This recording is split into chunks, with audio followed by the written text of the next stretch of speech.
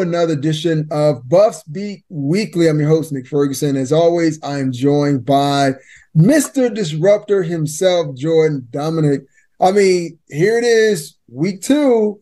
You guys are celebrating 2-0 victory. And I got to start by asking this question. Now that you guys are 2-0, you defeated the Cornhuskers. Now, is it safe to eat corn now? Yeah, it's safe to eat corn. I'll give you that. We definitely had corn for the past 2 days in there in the in the dinner room. So we're allowed to now again. But I had to touch on when you said celebrating. It's great to be 2-0 and all, but we really laser focused in. It's great to be 2-0. It's great to win that Nebraska rivalry, but I feel like there's really a presence, like an aura in the locker room of just like, look, we ain't come here to just win 2 games. We trying to go win them all. And I like how just the way everybody's really treated it. Like, yes, we won, but we haven't really dwelled on it too much. Everybody's had the mindset of, okay, now we're going to go 1-0 this week. So I really enjoyed that. I really like that. Obviously, we did celebrate a little bit, having a little bit of fun, beating Nebraska and everything. But I like how immediately we came back locked in and focused this week, ready to go out there and, get another, just go play. So once again, you guys are 2-0, but the bigger message is, what's Coach Prime's approach to it? What he's been telling you guys now that you are 2-0?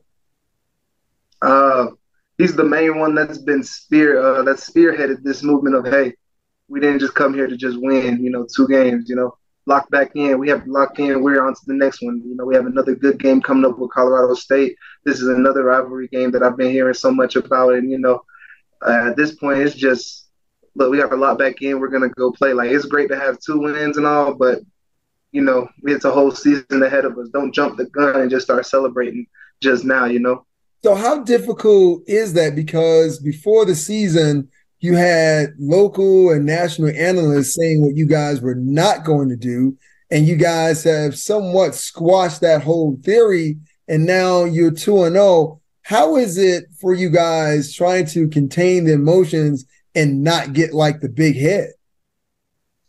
Well, I feel like it's really the same way we handled it before this season. Everybody was saying that, oh, we're not going to be this, we're not going to be that we're going to be worse than last year, we're too small, whatever. We didn't listen to the outside forces speaking into us.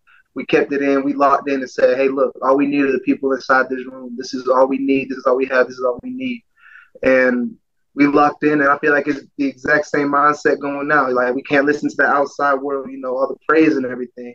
Like, the bad comes with the good comes with the bad, but as long as we stay laser focused and everything and make sure, hey, we have a mission. We set out these goals and expectations of ourselves, and this is what we're going to achieve. So, yeah, we have 2 wins, and it's a lot of hype, a lot of noise around it, but, we always have to lock in and focus and realize, hey, with all the noise around you, there's one reason you're here and one reason only, So speaking of that noise, last week when you and I spoke, one of those topics of conversation was that, hey, CU didn't have a tackle for a loss, nor did they have a sack.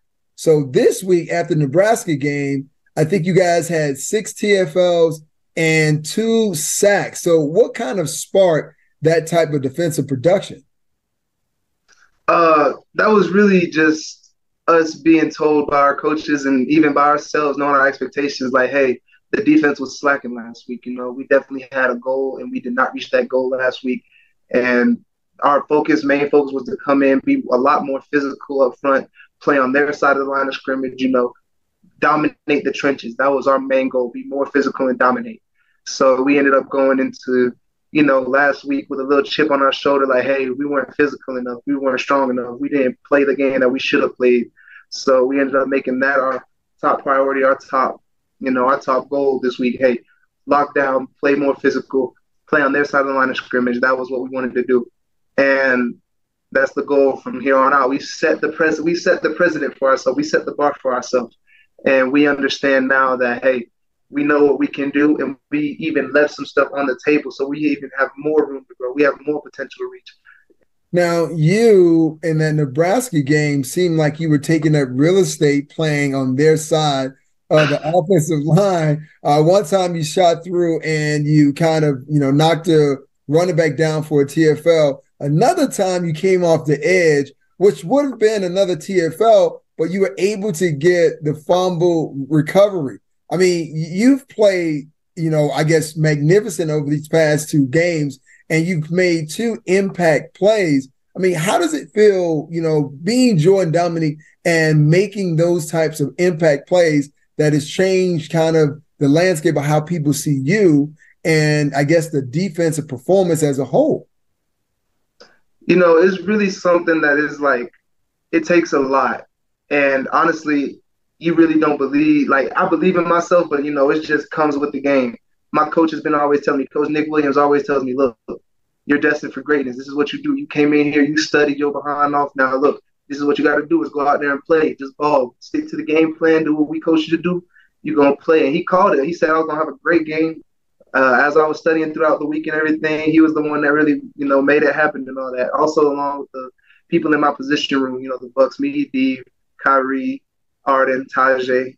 It's nice just to be able to just have that support system around you, along with the family and all the hometown people that I have as well.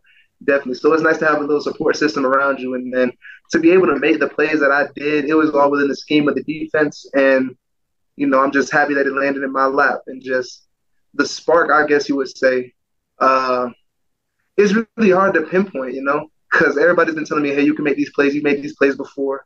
You need to go out there, play the way you play, and do what you need to do. And it's just, I play within the defense, and Coach Kelly sets us up perfectly for it. It could happen to anybody. It was just my luck that I played well enough for it to happen to me, Let's talk about that group, the room that you're in, and the continuity that you guys have been able to generate over a short period of time.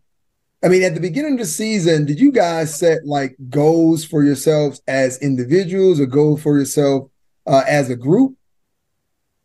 I feel like we did both. We definitely had our own personal goals that we had throughout the season. Everybody wrote down their own goals and aspirations for the season. But we also had, goals for our team as well. And not just our team, but our position as well. We wanted to be a dominant force on the line. We wanted to have a lot of production. I can't even remember what the production sheet looked like when we said this is what we want by the end of the season. It was just a lot. So definitely everybody has their own personal goals and expectations of themselves, and they're striving to reach those. And I love the chemistry in the room as well, even though we've only known each other for a short time, throughout the summer and everything. I really feel like we've bonded, we've become cohesive within that room. I feel like we're probably the most, I would say, connected room in the, and just me, but I say that we're the most connected room within the building. We're a vibe with each other. We hang with each other, we kick it with each other a lot. Me, Kyrie, Arden, we're always up there watching film. Dave is up there watching film. Tajay is up there watching film. All in Coach Nick's office, just going in there and just getting some extra film study. And we'll be in there 5 deep, pulling chairs out from other coaches' offices and stuff, But I definitely love like the cohesion that we have within the room. There's really no animosity. There's no animosity within the room. There's just a lot of, everybody knows it's a competition, and we're all pushing each other to do better. We're all giving each other advice and tips on how to do better. And we also know, hey, it's a competition. We all know we're working to see who's going to start, who's going to be the next player. It's always next man up if you can't do what you need to do. So we're there. We know it's a competition, but we're also like brothers within that room. Like we always help each other, pick each other up whenever our head's down. One of us has a bad day, another one of us has to step up. And we just rally around that boy, put our arms around him, and, pick up whoever needs to be picked up that day.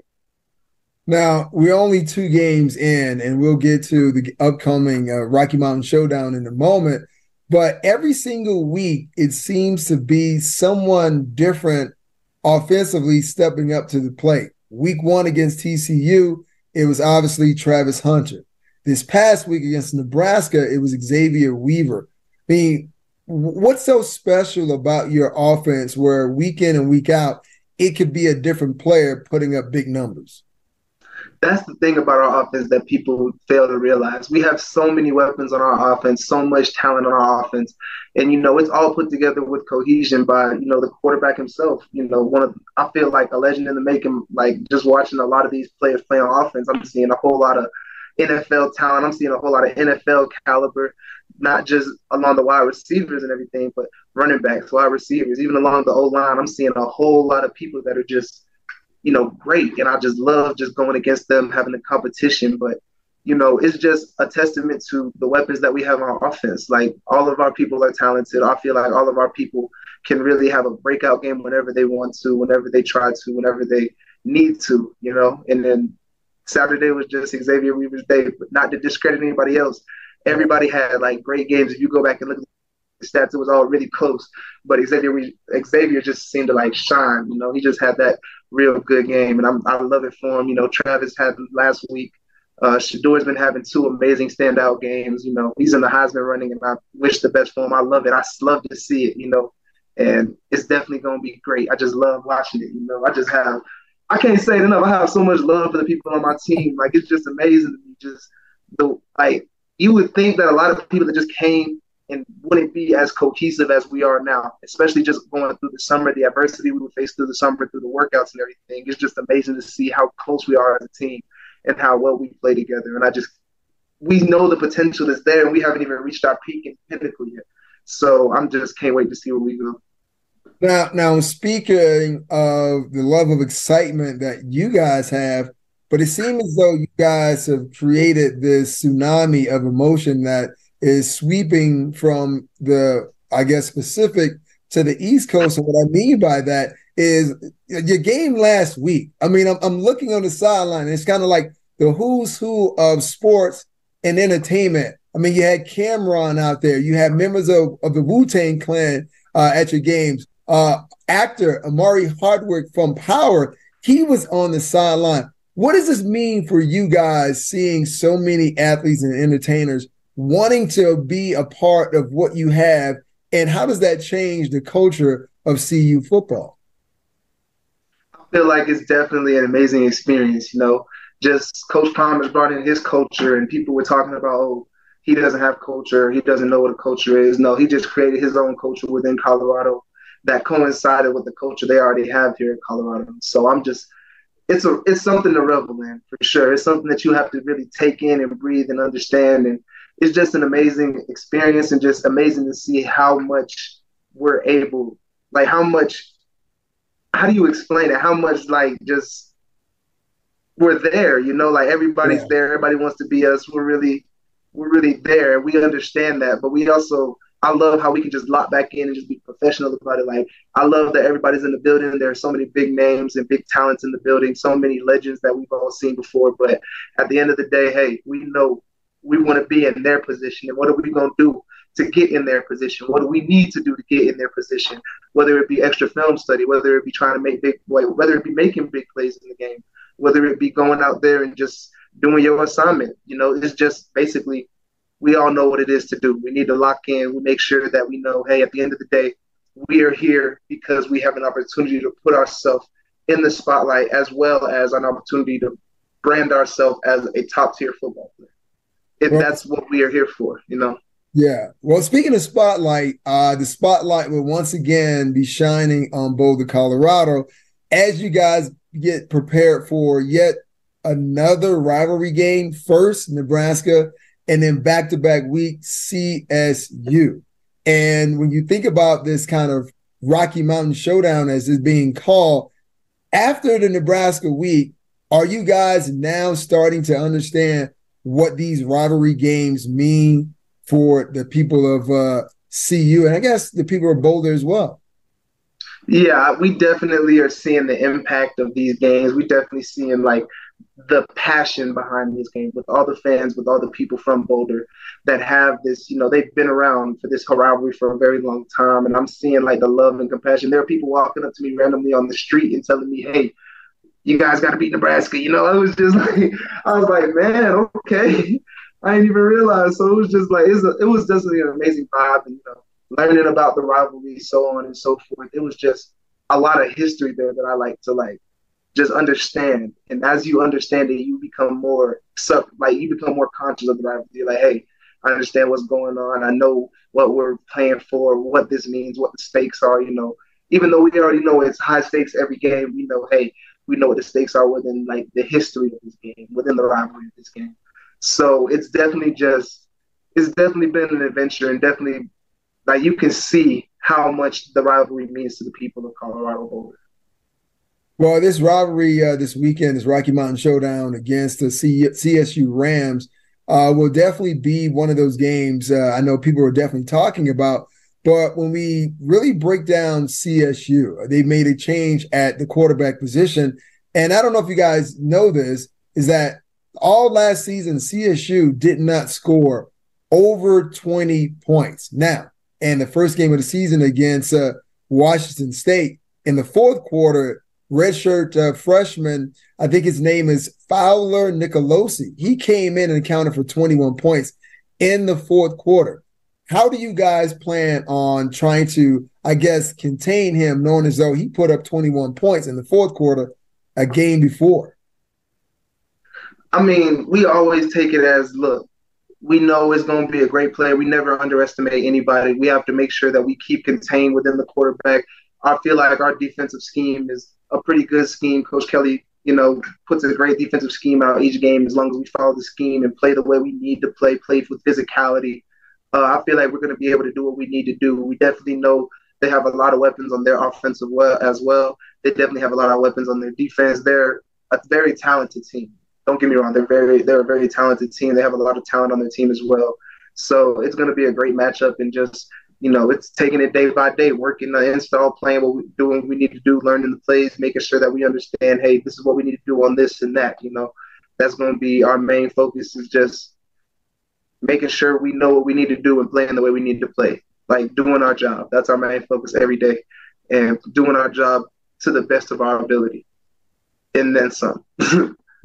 Well, you know what, man? Good luck to you and your teammates as you look to go to 3-0, as the Rocky Mountain Showdown will take place at Folsom Field this Saturday. And man, enjoy. And I'll say this, I'm going to be looking on those sidelines and after the game to see what new athletes and celebrities are now making Boulder their home because they want to be a part of something great. This has been Buffs Beat Weekly with Nick Ferguson and Jordan Domineck. Until next week, go Buffs.